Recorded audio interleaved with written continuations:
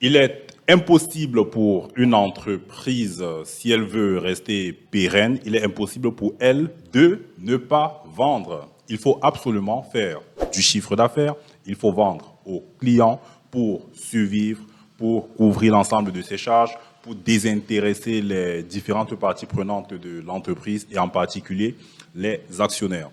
Donc, lorsqu'on veut créer son tout premier tableau de bord, on pensera bien entendu au tableau de bord de vente. Mais c'est quoi déjà un tableau de bord? Et plus particulièrement, un tableau de bord de vente. Comment le construire?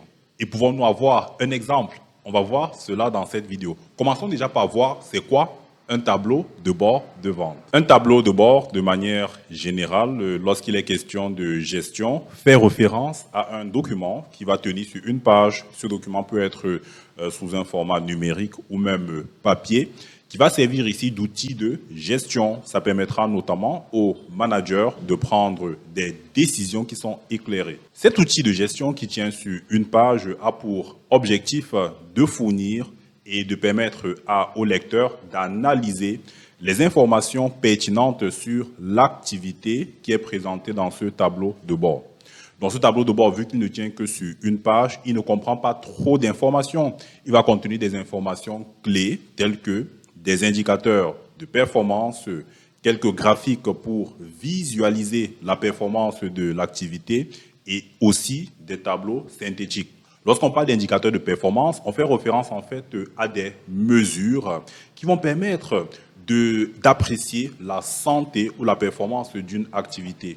Puisque nous parlons des ventes, lorsqu'on va déterminer des indicateurs de performance clés, ce sera par exemple le chiffre d'affaires. On veut savoir le volume de chiffre d'affaires de l'entreprise pour une période donnée. On pourrait également être intéressé par le taux de croissance de ce chiffre d'affaires pour le mettre en perspective avec le chiffre d'affaires de l'année antérieure. On pourrait également être intéressé par le suivi du taux de conversion des prospects en clients. On veut savoir pour l'ensemble des personnes qui viennent sur le site web de l'entreprise, par exemple, ou encore qui sont contactées par les commerciaux de l'entreprise et qui sont favorables à l'achat d'un produit, quel est le pourcentage qui passe à l'action et qui, au final, achète les produits de l'entreprise. Ça permettra d'apprécier la performance de l'activité des commerciaux, qui sera notamment une activité de prospection ou de démarchage des clients. Donc, pour nous résumer, le tableau de bord des ventes, ce sera ce document synthétique qui permet d'analyser les performances de l'activité de vente, les performances de l'activité commerciale et qui va comprendre quelques informations clés telles que des indicateurs, des graphiques et des tableaux pour nous permettre de prendre des décisions de gestion sur l'activité commerciale de l'entreprise. À présent, comment construire notre tableau de bord? On va distinguer 4 étapes importante. La première étape va être de définir les objectifs du tableau de bord. Quels objectifs souhaitons-nous atteindre? Et pour cela, il est important de discuter avec les managers de l'entreprise parce que ce sont ces derniers qui sont en charge de la conduite, de la stratégie, de la mise en œuvre de la stratégie de l'entreprise. Ils maîtrisent mieux le cap, les objectifs, la cible que nous voulons atteindre. Et cette cible doit être matérialisée à travers des objectifs. Alors, il est évident que lorsqu'on parle d'un tableau de bord commercial, on va bien entendu suivre le chiffre d'affaires de l'entreprise. Mais peut-être qu'on voudrait aller un peu plus loin. On voudrait mesurer, par exemple, le dynamisme des zones géographiques. Et c'est un objectif important qui pourrait être atteint à travers le tableau de bord. On peut également souhaiter mesurer ici l'efficacité des équipes commerciales, la satisfaction de la clientèle. Donc, on va mettre par écrit les objectifs que nous souhaitons atteindre. La deuxième étape importante va découler de la première. Il s'agira ici de définir les indicateurs qui nous permettront de mesurer l'atteinte de ces objectifs.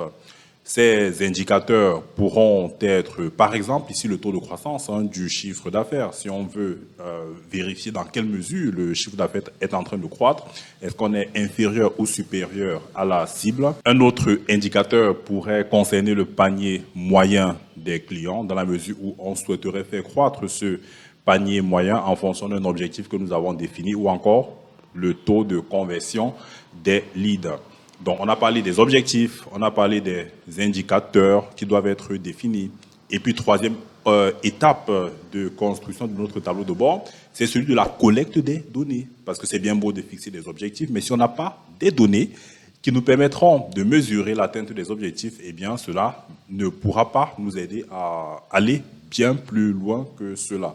Si par exemple on souhaite travailler sur le taux de conversion des clients et qu'on n'a pas d'informations, prenons l'exemple d'un magasin de vente de jouets, si nous n'avons pas de données disponibles sur le nombre de personnes qui entrent dans le magasin et puis le nombre de clients qui en ressortent après avoir effectué un achat, ce sera compliqué de mesurer le taux de conversion.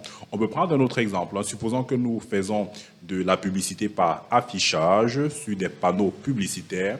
On n'a pas d'informations sur le nombre de personnes qui regardent le panneau et puis le nombre de personnes qui, au final, sur la base de la publicité qu'ils ont regardée, iront effectuer un achat. Ça va être compliqué pour nous de mesurer ou d'obtenir ici un taux de conversion. Donc, en fonction des objectifs qu'on a définis en amont, on va bien vérifier que nous avons des données en interne ou en externe pour construire finalement notre tableau de bord. Et puis, quatrième étape après celle de la collecte des données, ce sera de construire une prévisualisation. On peut le faire sur Excel, on peut le faire sur un papier. Cette prévisualisation, il s'agira donc d'aller définir les différents cadrans et puis dans ces différents cadrans, qu'est-ce qu'on va y mettre? Est-ce qu'on va faire figurer un indicateur? Est-ce qu'on va faire figurer un tableau, un graphique?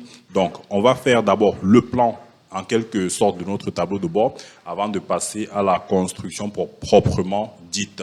Donc voilà les étapes importantes, les pas qu'il faut franchir pour construire un tableau de bord. À présent, on va voir un cas pratique de construction d'un tableau de bord. À présent, je vous montre la source de données qu'on va utiliser pour produire notre tableau de bord. Et soyez rassurés sur le fait que, quelle que soit la source de vos données, des données que vous avez à votre disposition pour créer un tableau de bord, Power BI, qui sera l'outil qu'on va utiliser pour réaliser notre tableau de bord, il vous permettra d'importer ces différentes données. Qu'il s'agisse de données sur fichier texte, fichier CSV, classeur Excel, serveur, vous pouvez tout simplement importer tout cela dans Power BI afin d'en produire un tableau de bord. En ce qui nous concerne, nos données sont présentes sur un classeur Excel. Notre classeur comprend différentes tables qui devront être combinées ensemble à l'aide de relations qu'on va créer pour en faire un modèle de données. Donc ici, nous avons notre listing des ventes. Notre listing des ventes comporte pas mal d'informations, l'identifiant de la transaction, date, l'identifiant du client, le pays, la région, l'identifiant du produit, la valeur qui a été vendue. On aura également une table pour les clients qui comprend notamment l'identifiant, le nom, le segment de clientèle. On a une table également pour les produits, uniquement l'identifiant du produit, le nom, la catégorie et la sous-catégorie. On a également une table pour les sous-catégories qui comprend la sous-catégorie et la catégorie. Et puis enfin, on a une table pour les budgets, dont ici le budget est réalisé pour différentes périodes et pour chaque sous-catégorie de produits.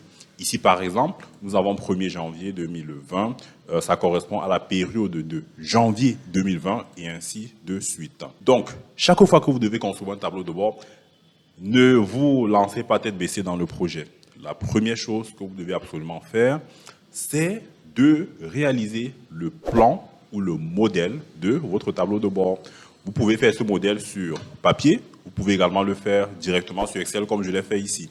Voici comment notre tableau de bord va être structuré.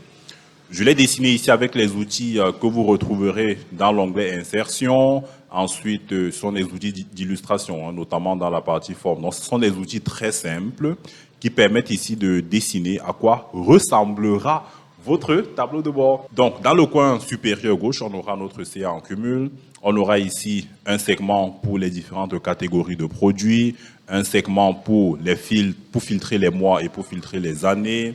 On aura juste en dessous un graphique en secteur pour le chiffre d'affaires par catégorie. On aura ici une courbe qui nous permettra de mettre en perspective le budget comparé au chiffre d'affaires sur le temps. Ici, on aura un diagramme en bas pour la vente déclinée par client, un diagramme en bas qui est présenté de manière décroissante. Ça permet de visualiser en premier les clients qui font le plus d'achats. Ici, en dessous, on aura les ventes déclinées par segment de clients. Et puis là, on va travailler sur les ventes par produit, toujours un diagramme de bas. Et enfin, on va faire ici une présentation, disons plutôt une présentation dans un format de région. Ça permet de voir sur une carte les ventes qui sont effectuées, par exemple, au niveau du pays, au niveau de la ville, etc., etc. Alors, c'est vous qui choisissez le modèle que vous utiliserez pour votre tableau de bord. Tout dépendra des objectifs que vous avez définis en amont, des indicateurs de performance que vous voulez voir apparaître dans votre tableau de bord. Donc, ceci, ce n'est qu'un modèle. On va donc ouvrir Power BI et puis commencer tout simplement la conception de notre tableau de bord. À l'ouverture de Power BI Desktop, voilà ce que vous allez apercevoir. On va fermer cette fenêtre. Ensuite, nous allons importer nos données à partir d'Excel. Si vos données se présentent sur une source différente, il vous suffira de cliquer ici et d'identifier dans la fenêtre qui va apparaître la source correspondante à vos données et puis vous ferez le choix et vous cliquerez tout simplement sur se connecter. En ce qui nous concerne, nous cliquons tout simplement sur classeur, sur importer des données à partir d'un classeur Excel. On identifie, c'est le fichier que voici. Je clique sur ouvrir. On va patienter juste une seconde, le temps que cela se charge dans l'interface de Power Query. Et nous allons ici sélectionner uniquement les tables.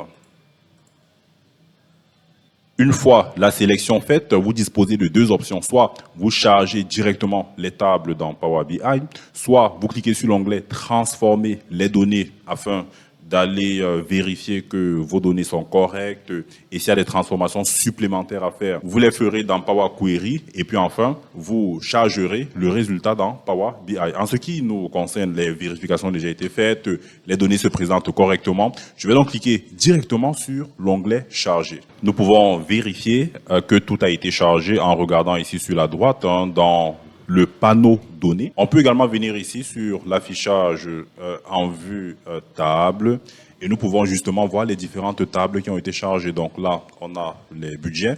Ici, nous avons les catégories. Vous allez les voir s'afficher là sur la gauche. Vous avez les clients, les factures et puis enfin les produits. Nous allons commencer par créer des relations entre ces différentes tables. Si vous souhaitez créer des relations, vous devez venir ici sur l'affichage en vue de modèle. C'est beaucoup plus facile à ce niveau-là de créer des relations.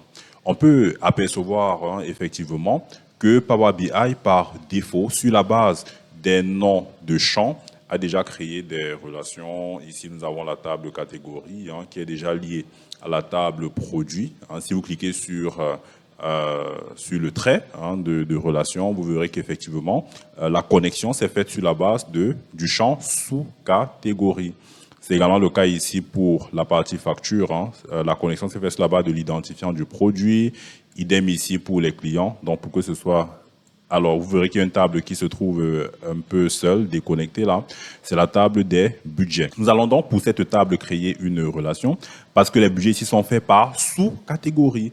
Vous faites un clic gauche, enfoncé, vous maintenez la souris appuyée et vous allez venir connecter cela à la sous-catégorie, le champ sous-catégorie de la table T-catégorie. Et vous allez voir une ligne qui est tout simplement créée ici pour signifier ici une relation 1 à plusieurs. Donc, du côté de la table catégorie, la sous-catégorie apparaît une seule fois, tandis que dans la table des budgets, une catégorie donnée peut apparaître plusieurs fois. Moi, je vous conseillerais à chaque fois que vous devez travailler avec un modèle de données, un modèle qui comprend donc plusieurs tables. Si vous voulez exploiter la notion de période, il est conseillé, c'est une bonne pratique en tout cas, de créer une table à part qui va servir pour les dates. Cette table va comprendre les dates, On peut lui ajouter des colonnes supplémentaires pour les mois, pour les noms de mois, pour les années, etc., etc. Parce que lorsque vous connectez plusieurs tables entre elles et qu'ensuite vous voulez visualiser des données suivant différents angles, si vous voulez intégrer un paramètre de période, si vous ne voulez pas avoir de difficultés, il est toujours souhaitable d'avoir une table date à part. Et c'est ce que nous allons faire présentement. On va créer une table date. Pour cela, on va venir ici on reste dans l'onglet accueil, ensuite ici, nouvelle table, et on va se servir de la fonction calendar. Donc retenez ça, la fonction calendar, qui est une fonction DAX, vous permet de créer très facilement des tables de type date. On va appeler cette table calendrier. Et ici, pour notre table calendrier, nous avons parlé d'utiliser la fonction calendar. Et vous avez l'intelligence ici de Power BI qui me propose deux fonctions, calendar et puis calendar auto. On va choisir le premier. Il a besoin de deux paramètres. Le premier, start date. Donc, il a besoin d'une date de début. Et enfin, end date. Il a besoin d'une date de fin. Pour la date de début, on peut exploiter la fonction minimum. Donc, on va chercher la date minimum de quelle table. On peut choisir de travailler sur le minimum de la table des budgets ou encore, enfin, je vais dire le minimum de la date que l'on va retrouver dans le champ période de la table budget ou encore le minimum du champ date que nous retrouverons dans la table T-Fact qui comprend ici l'ensemble des factures. Donc tout dépendra de comment vos données sont configurées, tout dépendra de la table à partir de laquelle vous souhaitez faire la sélection des dates. Travaillons avec la table T-Fact qui comprend ici le listing des factures. Pour avoir la date minimum, on va se servir, on va prendre le champ date, dont il vous suffit de saisir ici T-Fact, et puis vous allez sélectionner date. On ferme la parenthèse. Ensuite, on a besoin d'un maximum. Alors, ce sera la même chose, T-Fact. Ensuite, vous prenez date, vous fermez la parenthèse une deuxième fois afin de boucler calendar. Vous validez et vous allez voir votre table qui est déjà en création ici sur l'extrême droite.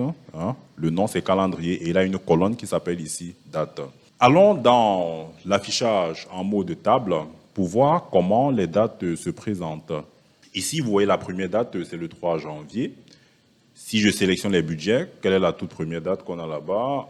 1er janvier. Si je sélectionne la table des factures, la première date que nous avons, bon là les dates ne sont pas rangées dans un ordre alphabétique, mais sans doute que la première date que nous avons, eh bien, ce sera le 3 janvier. Alors il est souhaitable d'avoir le 1er janvier pour qu'il n'y ait pas une déconnexion entre les budgets et les ventes réelles. Pour cela, on va légèrement changer cette fonction. Donc ici, on va tout simplement utiliser la fonction date. Ensuite, date, lui, il prend trois arguments, l'année, le mois, le jour. Pour l'année, c'est year. J'ouvre donc les parenthèses. Je vais donc déterminer ici l'année, ensuite virgule. Le mois, c'est la fonction month. Vous ouvrez les parenthèses. Je vais copier ça, n'est-ce pas? Minimum date. Je vais coller cela ici, je ferme la parenthèse et puis enfin, dernier élément, c'est le jour. On va choisir le premier jour. Comme on peut le constater, nous avons effectivement le 1er janvier qui s'affiche tel que souhaité. On va à présent ajouter à cette colonne des colonnes supplémentaires, notamment le numéro du mois, le nom du mois et l'année. Pour le faire, vous venez ici sur les outils de table, vous cliquez sur nouvelle colonne et nous allons successivement créer ces différentes colonnes. La première colonne, nous l'appelons année. Il s'agira de l'année. Donc on reste ici dans la table calendrier. Vous retenez le champ date, vous fermez la parenthèse et là vous avez la colonne année qui vient d'être créée. Pour le mois, je clique sur nouvelle colonne. Ensuite, j'indique là numéro du mois. Je me sers de la fonction month. On reste toujours sur la table calendrier. Vous sélectionnez date. Vous avez le numéro de mois. Mais pour notre rapport Power BI, ce serait intéressant d'avoir non pas un numéro de mois, mais bien plutôt le nom du mois concerné. Pour cela, je vais cliquer sur une nouvelle colonne. Et on va se servir ici de la fonction format pour afficher les mois avec les noms de mois. Ici, je vais appeler cela nom mois. Ensuite, je me sers de la fonction format. Qu'est-ce qui doit être formaté? Eh bien, ce sont les dates figurant dans le calendrier. Suivant quel format vous mettez virgule, vous ouvrez les guillemets, vous mettez M 3 fois. Donc ça, c'est un format arrêté dans Power BI pour présenter les mois avec un libellé court. Vous fermez donc la parenthèse et vous validez. Et vous allez voir, le mois de janvier, c'est JAN, en principe, le mois de février, FEB, etc., etc.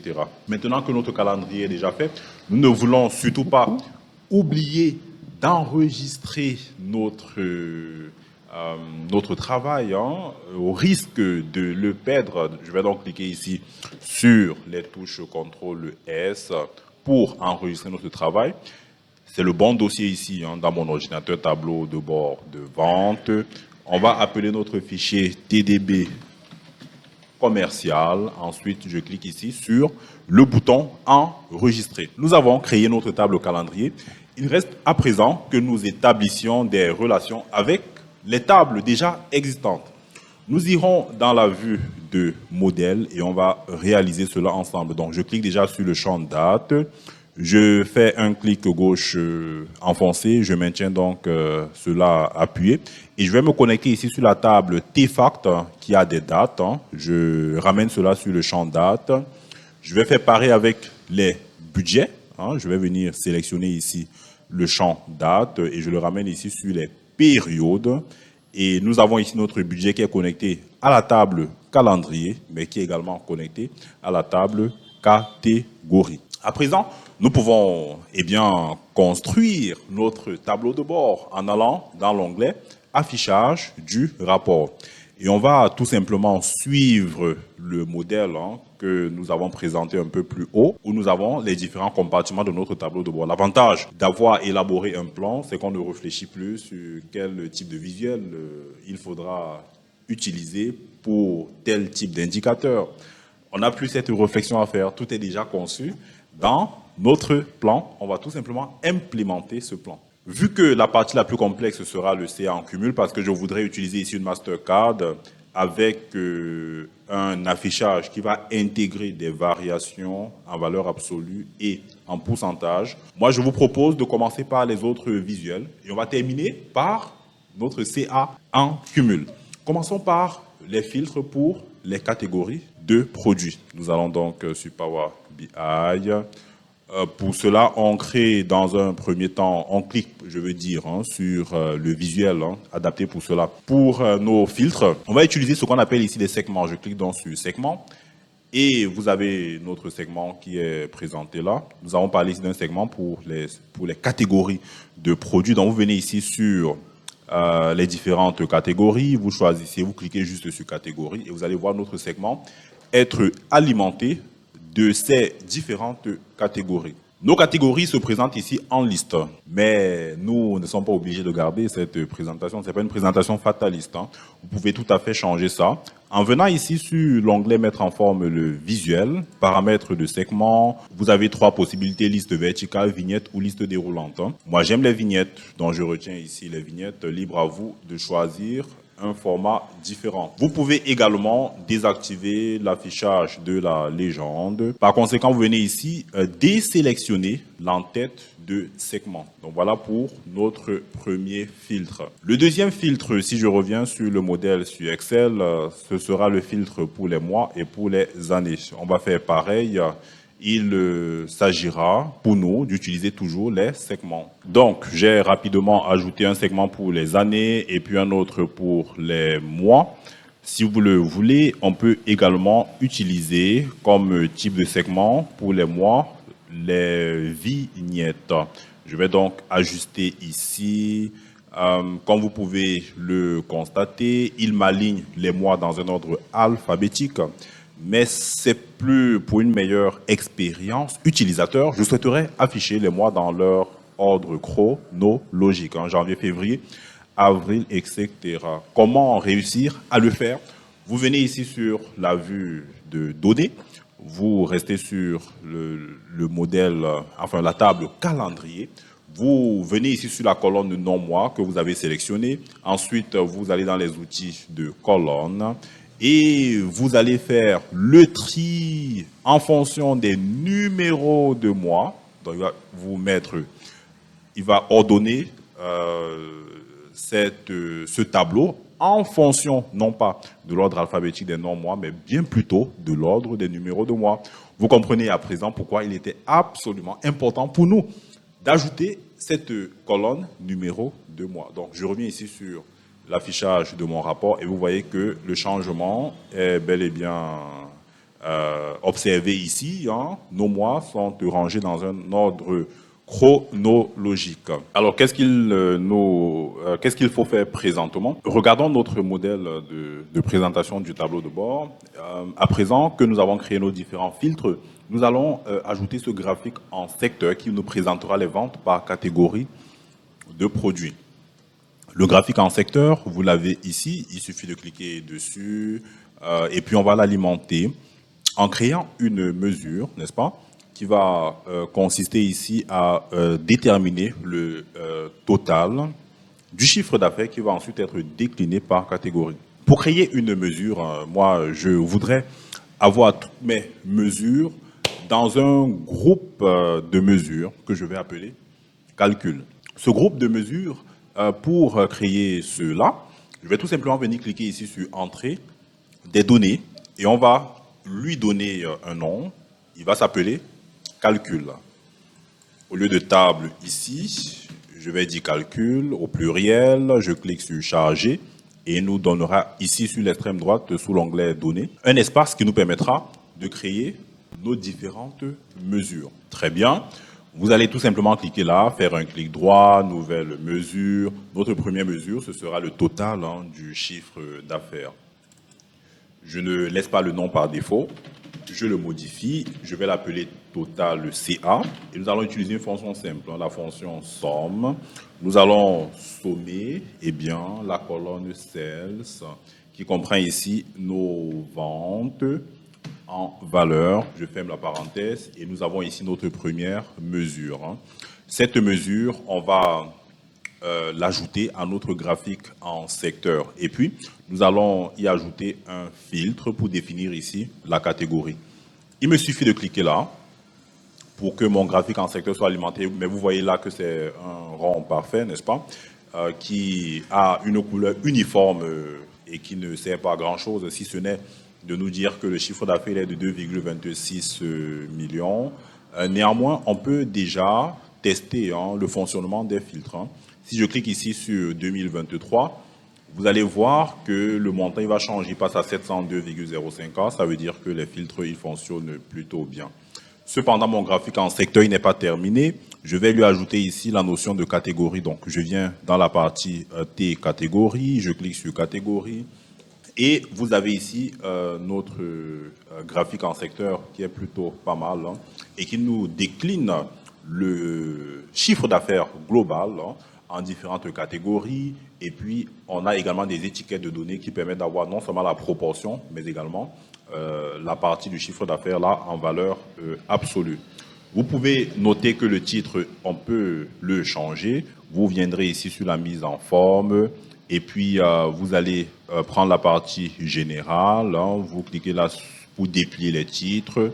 Vous noterez également que l'onglet de recherche vous permet, lorsque vous avez le nom d'un paramètre en particulier, de le mettre dans la barre de recherche et ensuite, dans les résultats qui vont s'afficher, de modifier le paramètre en question. Ici, on va changer le titre, on va l'appeler CA par catégorie. Une fois que c'est modifié, vous validez juste en venant cliquer à l'intérieur et vous voyez la modification, elle est faite. Donc, revenons sur notre Excel. La deuxième chose qu'il nous faut faire comme visuel, c'est notre courbe.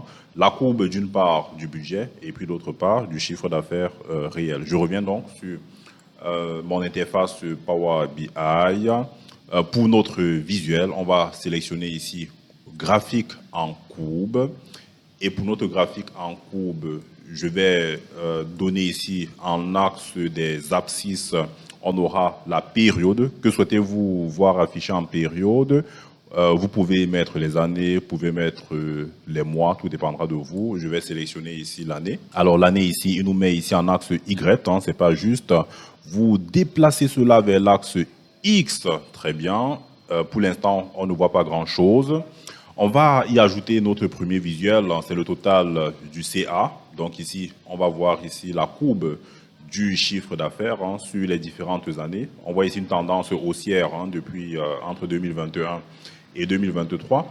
Ajoutons à présent la courbe du budget. Cependant, on n'a pas encore de mesure. Donc vous viendrez ici sur la partie calcul.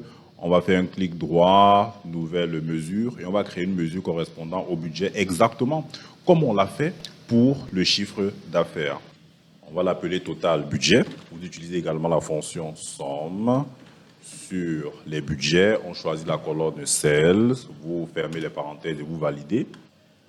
Ensuite, je vais juste, dans un premier temps, cliquer sur le visuel et dans un second temps, cliquer sur total budget pour voir la courbe en question être affichée. Donc, on peut constater qu'entre 2020 et fin 2021, le budget était supérieur à notre chiffre d'affaires réel, mais on observe une très forte croissance depuis 2022.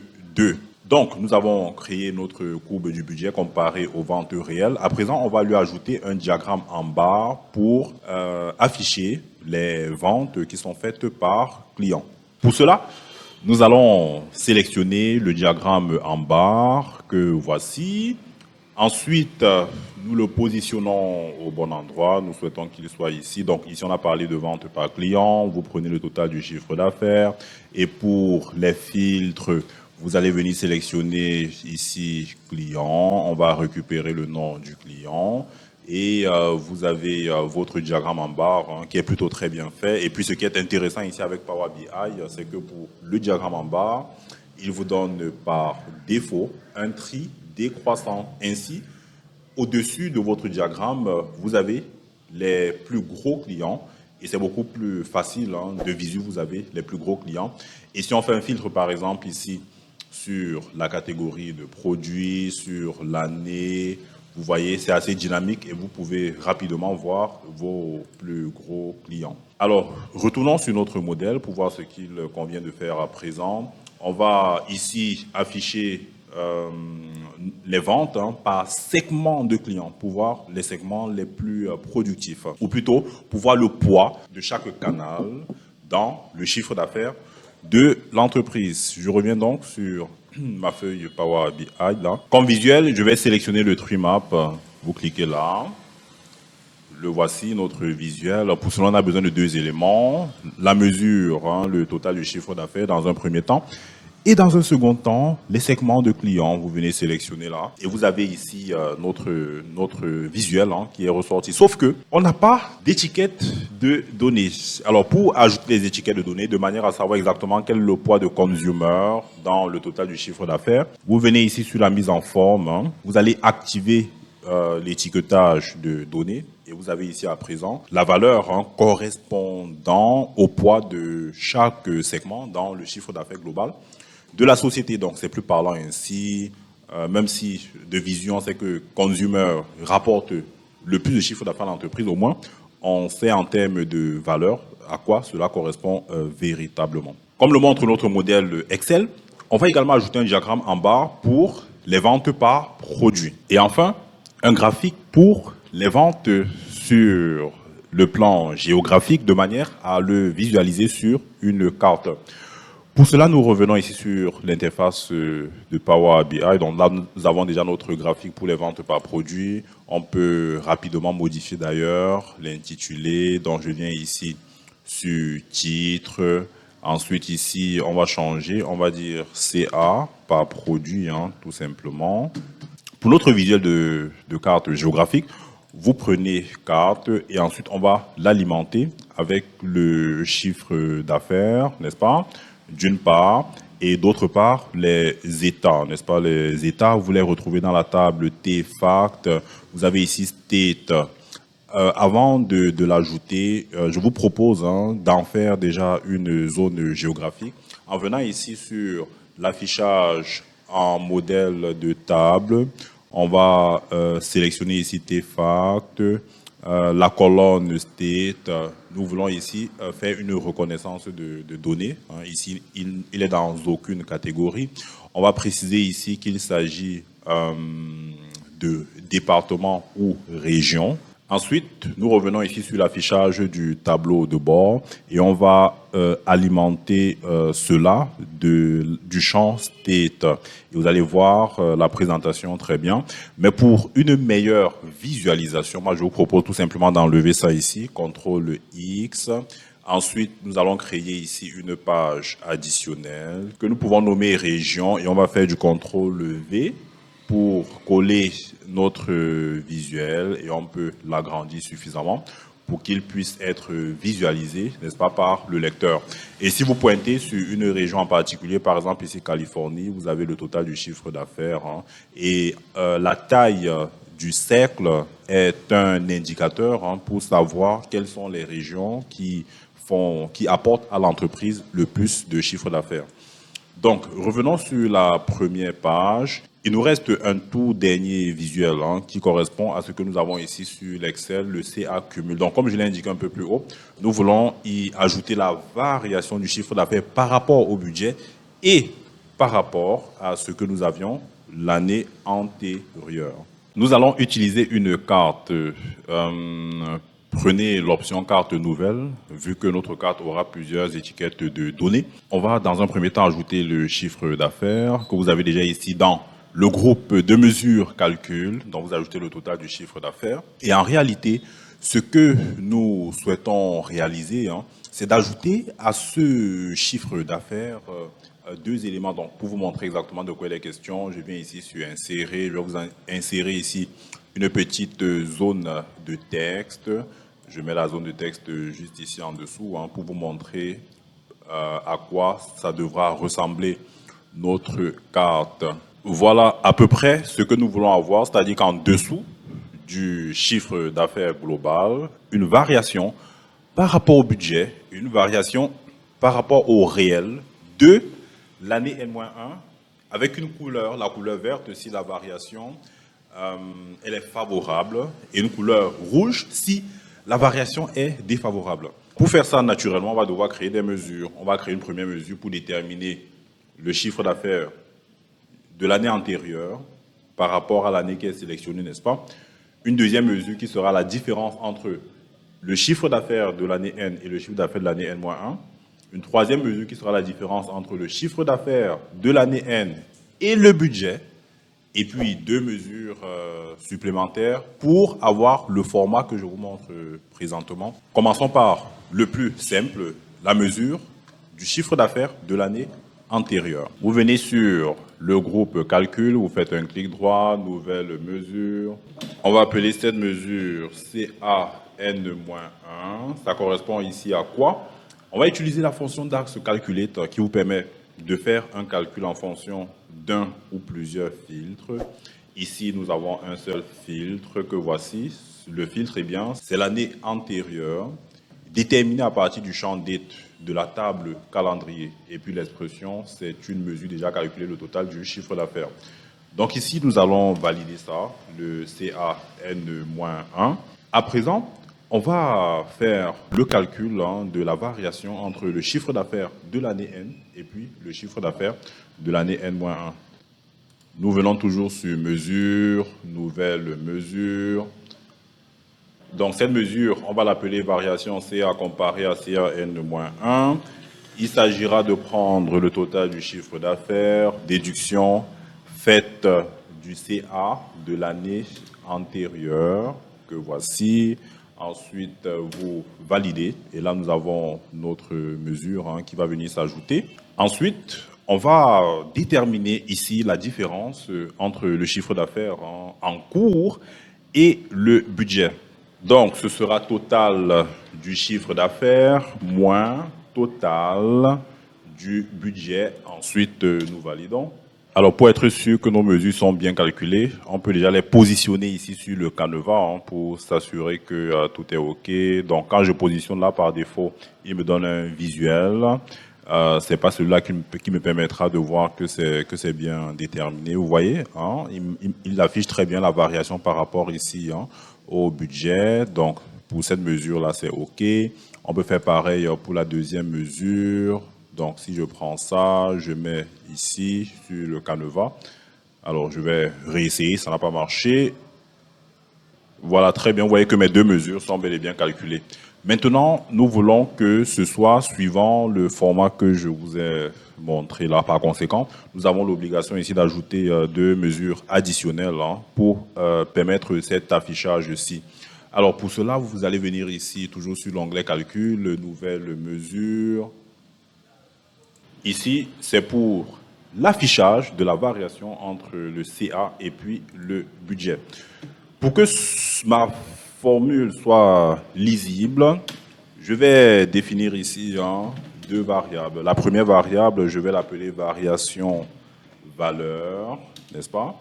Et la deuxième variable, ce sera la variation en pourcentage. Alors, la variation valeur est égale à quoi? Ce sera la variation que j'ai déterminée entre le CA et le budget, donc c'est la mesure que nous avions calculée il y a un instant, rapportée à 1000 afin d'avoir un format en milliers d'unités monétaires. Et je me sers de la fonction format pour l'afficher dans ce format-ci. Donc ce format me permettra de mettre le symbole le K, n'est-ce pas, pour parler ici de K, unité monétaire. Et ici, on mettra un délimiteur de milliers. On mettra le plus si on a une valeur positive et le moins si on a une valeur négative. On va adopter la même approche pour la variation en pourcentage. Dans la variation en pourcentage, je me sers toujours de la fonction format. Dans un premier temps, je vais rapporter la variation du CA comparé au budget. Je rapporte donc cela au total du budget. Donc c'est lui qui est le numérateur. Le dénominateur, pardon, total budget. Le numérateur, ce sera la variation. Et puis, ceci représente le format d'affichage. Si mon pourcentage de variation est positif, il sera précédé du plus. S'il est négatif, il sera précédé du moins. Lorsque vous avez défini vos différentes variables, vous utilisez le mot-clé return pour retourner le résultat du calcul. Donc, ici, qu'est-ce qui va être retourné? C'est la variation en valeur. Ensuite, j'utilise aussi ici le E commercial. On va faire suivre cela on ouvre les guillemets. Je vais mettre ici de l'espace. Ensuite, j'ouvre les parenthèses. Ensuite, nous allons refermer des guillemets. On ajoute encore un E commercial. Et je voudrais donc faire suivre cela de ma variation en pourcentage. Après avoir obtenu ma variation en pourcentage, je vais encore ajouter ici un E commercial. J'ouvre les guillemets. Je vais ajouter je vais donc fermer. Je vais ajouter de l'espace. Ensuite, je vais mettre versos. Ici, on est sur une variation par rapport au budget. Je ferme les guillemets et puis je valide. On va s'assurer que ça marche plutôt bien en venant récupérer cette mesure. On la fait glisser ici sur le canevas. On va ici choisir d'afficher cela avec une carte simple. On va voir comment cela se présente. Alors, on va tout simplement réduire ici la taille des données en venant sur la valeur de la légende. Je vais mettre ici une valeur de 20, par exemple. Voilà, ici, on voit bien que ça se présente plutôt pas mal. Moins 134K, entre parenthèses, moins 5,6 par rapport au budget. Mais on a une parenthèse fermante qui ne marche pas bien là. On va venir modifier notre mesure. On va ajouter ici la parenthèse fermante qui a été oubliée. Ensuite, nous validons. Et on va voir si la correction est faite ici sur notre affichage. Très bien, on voit bien que cela s'affiche plutôt correctement. Nous allons copier cette formule pour ne pas nous retrouver en train de ressaisir les mêmes informations. Cette fois-ci, on va déterminer ici une mesure pour la variation du CA par rapport au CA de l'année antérieure. Donc, pour copier ça, CTRL C. Ensuite, vous allez venir prendre ici une nouvelle mesure. CTRL V. Et on va tout simplement modifier les composantes de notre formule. Donc, variation du CA par rapport au CA de l'année N-1. La variation en valeur porte ici sur quelle mesure, hein? Ce sera variation CA par rapport à N-1. Ici en dessous, pour la variation en pourcentage, on va prendre variation CA par rapport à CA N-1. Ici, ce sera rapporté non pas au total du budget, mais bien plutôt au CA de l'année N-1. Et puis à la fin, ici, on parlera de variation non pas par rapport au budget, mais bien plutôt par rapport à N-1. Nous validons cela. Et on va juste contrôler que ça s'affiche correctement. Alors, pour vérifier ça, je vais changer. Plutôt que d'avoir ici l'affichage de la variation par rapport au budget, on va désélectionner ça. Et on va sélectionner l'affichage par rapport, alors pour que vous puissiez bien voir de quoi il est question, par rapport au CA de l'année N-1, et c'est effectivement cela que nous avons là, et puis l'affichage est plutôt bien. Mais notre travail est loin d'être terminé. Il nous faut à présent rattacher ces deux mesures à notre carte que voici. Alors je vais supprimer ça. Comment allons-nous procéder pour faire ce rattachement ? Premièrement, pour une bonne présentation de la carte, je vous conseille d'enlever les bordures. Donc, vous allez venir ici sur la mise en forme conditionnelle, objet visuel, vous prenez carte, vous dépliez ici sur carte, ensuite vous recherchez la bordure, vous désélectionnez la bordure, vous voyez qu'il y a une différence, n'est-ce pas? Maintenant, ce qu'on va faire, nous venons ici sur l'ajout de données. En plus du total CA, nous allons afficher la variation par rapport au budget. Donc, vous sélectionnez tout simplement la mesure de la variation du CA par rapport au budget et vous allez constater que les deux mesures s'affichent dans la même carte. Cependant, l'affichage se fait sur la même ligne. Pour éviter cela, vous venez sur la mise en forme. Vous irez toujours dans objet visuel, on reste sur la mise en forme du visuel. Ensuite, dans la partie disposition, je vais déjà cliquer ici pour que mes données soient remontées le plus possible vers le plafond. Ensuite, l'arrangement, au lieu d'avoir une ligne unique, je sélectionne colonne unique. Vous allez voir le changement là, n'est-ce pas? Je sélectionne colonne unique. Et puis, pour ce qui est de l'espacement entre les cartes, je vais mettre 0 comme espacement. Cela vous sera bénéfique pour faire un meilleur usage de l'espace entre les différents éléments de la carte. À présent, allons retoucher les valeurs de légende. Donc, juste en dessous de la disposition, vous dépliez les valeurs de légende. Vous avez ici la série qui vous permet d'agir soit sur toutes les composantes de votre carte, soit sur un élément en particulier. Par exemple, si je retiens ici total CA, je peux changer la police si je le souhaite. Je peux par exemple ici mettre Segoy UI Bold. Plutôt que d'avoir 45, je vais par exemple mettre 30. Ensuite, pour le deuxième élément, l'affichage, la variation ici du CA par rapport au budget, je vais changer et prendre ici la mesure, ou plutôt le champ correspondant.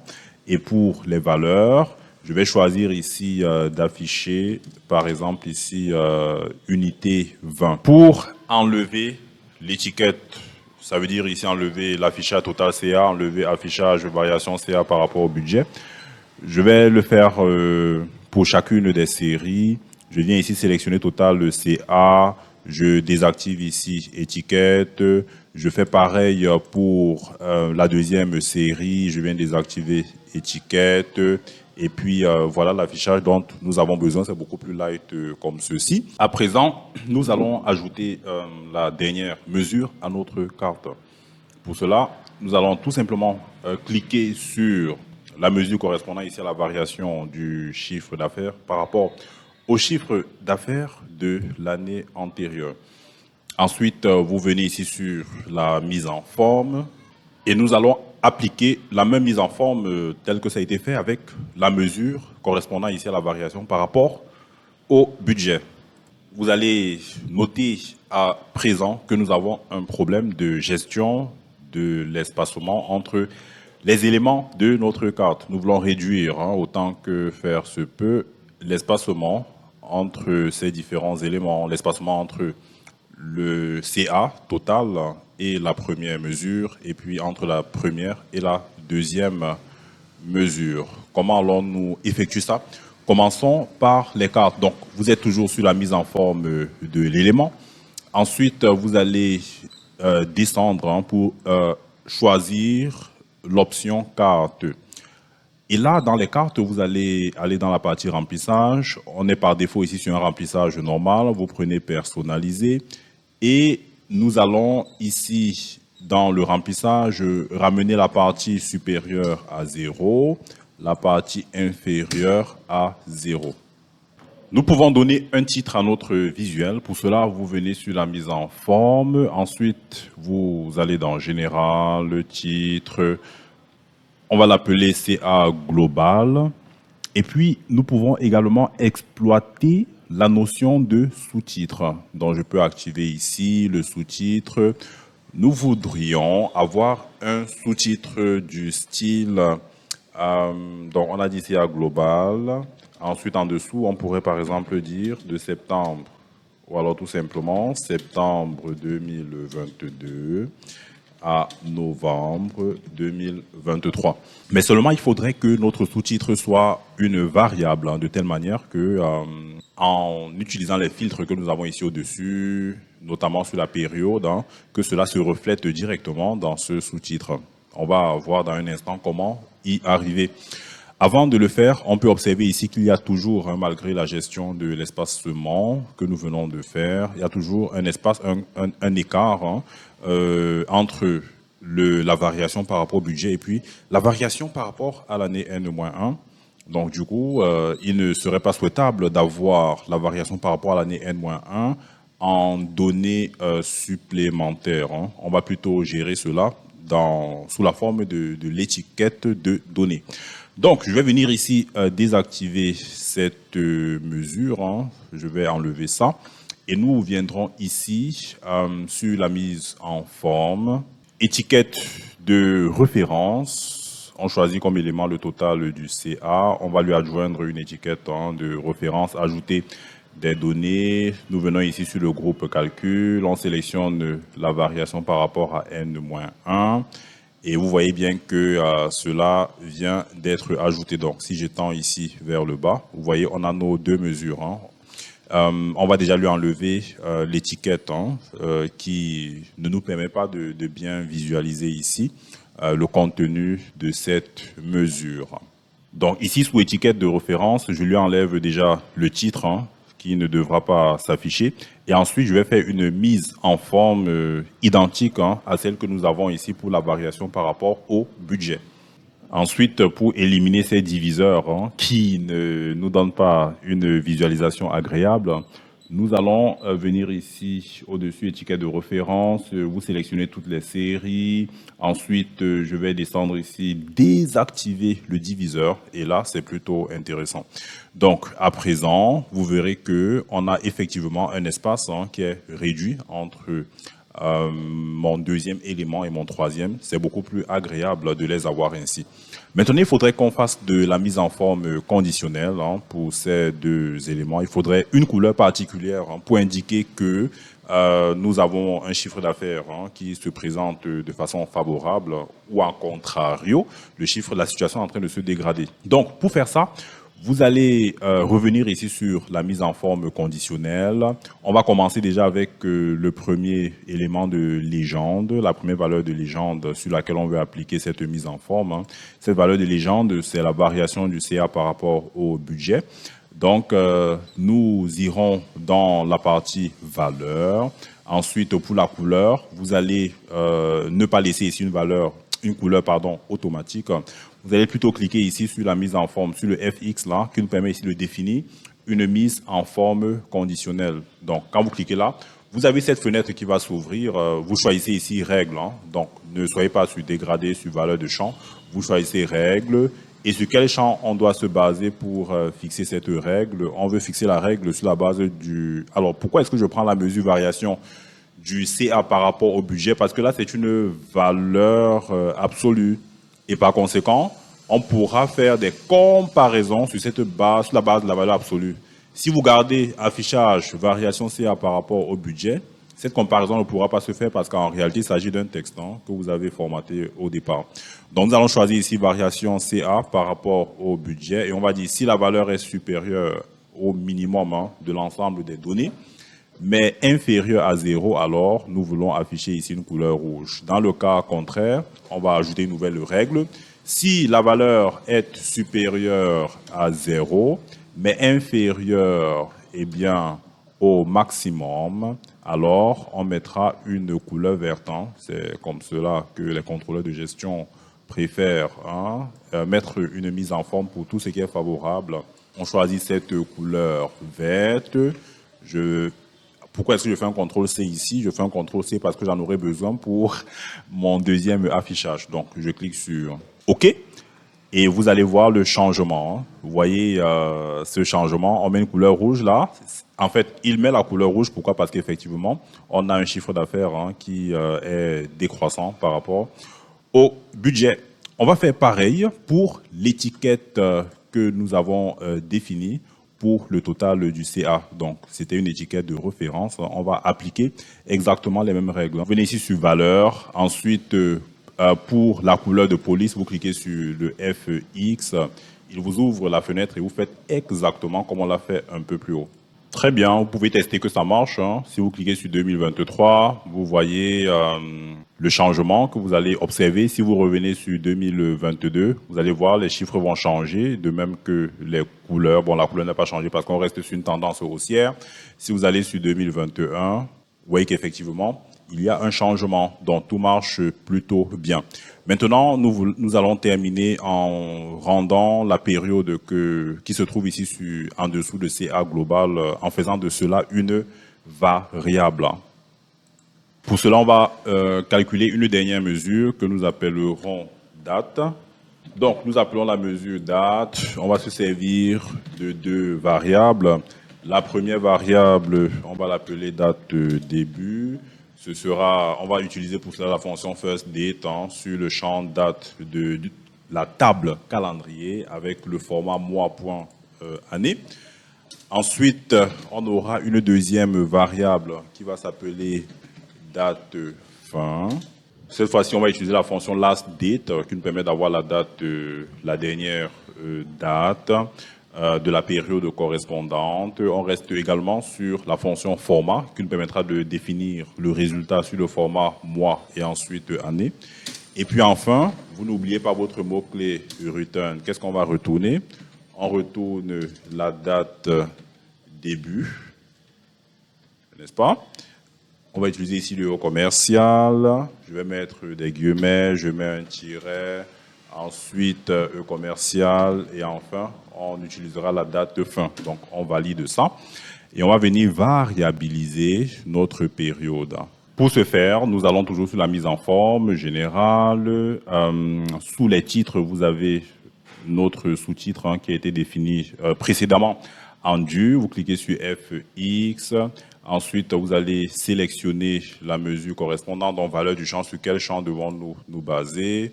Nous venons ici sur calcul. Ensuite, date, vous cliquez sur OK. Et là, nous avons quelque chose qui est variable. Donc, qu'est-ce qui va se passer dorénavant? Eh bien, si nous venons sélectionner la période ou alors l'année 2022, vous avez ici de janvier 2022 à décembre 2022. Si on choisit le mois de mai, vous avez mai 2022 à mai 2022. C'est vrai qu'on aurait pu intégrer également une structure conditionnelle pour que si c'est un seul mois qui est sélectionné, qu'on mette en affichage uniquement mai 2022. Bon, je vous laisse faire ça afin d'améliorer la présentation de votre tableau de bord. Donc, cette mesure que nous venons de créer, nous allons tout simplement la placer sur le coin supérieur gauche de notre rapport. Pour terminer, nous ne voulons pas que notre courbe du budget et du chiffre d'affaires soit modifiée à chaque fois que nous sélectionnerons le filtre année ou le filtre mois, parce que cela ne fait aucun sens. Je voudrais observer ici la tendance du chiffre d'affaires sur les différentes années. Donc, je ne voudrais pas que si 2023 est sélectionné, que mes courbes soient modifiées, parce qu'à la fin, les courbes ne s'affichent plus, et si je mets un mois donné, c'est idem. Il n'y a plus d'affichage de courbes. Donc, pour éviter ce comportement, on va modifier les interactions entre les courbes et puis les différents segments. Commençons par le segment année. Je vais déjà le sélectionner, ce segment. Ensuite, je viens sur données explorer. Ensuite, je viens sur format. Et vous avez ici le bouton modifier les interactions. Lorsque vous cliquez sur ce bouton, vous allez voir que chaque visuel à chaque visuel sont adjoints deux boutons, un bouton de filtre et un bouton qui ne filtre rien du tout. Si vous cliquez ici sur aucun, vous allez désactiver l'interaction entre le segment année et puis les courbes, ce que nous souhaitons bien entendu. Alors, une fois que c'est fait, vous cliquez sur modifier les interactions pour valider cette modification. On va faire pareil pour les mois. Je clique sur mois, je viens sur format, modifier les interactions et je viens cliquer ici sur aucun pour les courbes. Donc, dorénavant, alors je clique à nouveau sur modifier les interactions. Donc, dorénavant, tout simplement, lorsque je vais cliquer sur l'année, les courbes resteront intactes, tandis que les autres éléments de mon tableau de bord seront modifiés en conséquence, ce qui me semble à présent satisfaisant. Apportons une dernière retouche à notre tableau de bord avant de pouvoir le diffuser à des destinataires. Et là, vous pouvez tout simplement cliquer sur le bouton publier pour envoyer un lien de votre tableau de bord à votre supérieur hiérarchique ou à un autre correspondant qui pourra ainsi visualiser tout simplement votre tableau de bord. À présent, tu es tout simplement capable de réaliser un tableau de bord pour suivre la performance des activités commerciales de ton entreprise. Pour être à même de réaliser un tableau de bord qui touche les données des ressources humaines de l'entreprise, il y a ce lien qui te permettra de regarder la vidéo qui t'aidera à y arriver. Abonne-toi également à la chaîne et active les notifications si tu ne l'as pas encore fait pour ne rater aucune vidéo qui t'aidera à monter en compétences sur Excel et en compta.